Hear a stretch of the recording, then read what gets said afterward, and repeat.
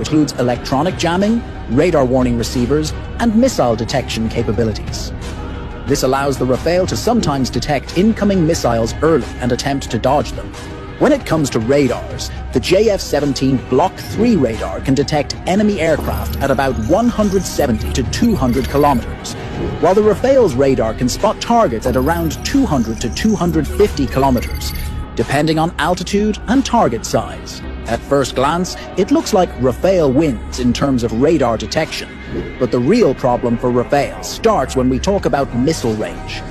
The Rafale's Meteor missile can reach targets at 100 to 200 kilometers, while the JF-17's PL-15 missile can strike from a massive 250 to 300 kilometers.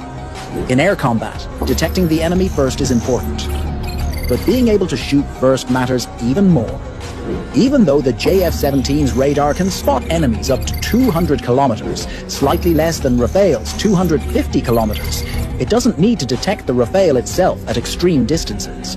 It can get targeting information from AWACS, early warning aircraft, or ground radar networks, lock the missile with external help, and launch the PL-15 from far away.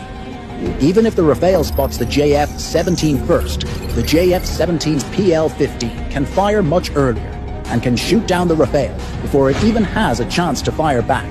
The PL-15 also wins in speed, flying at Mach 5, while the Meteor reaches Mach 4.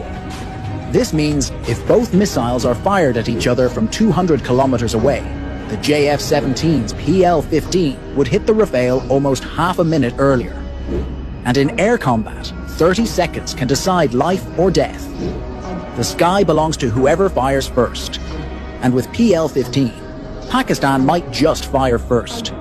Pakistan's new PL-15 missiles have just changed the entire game.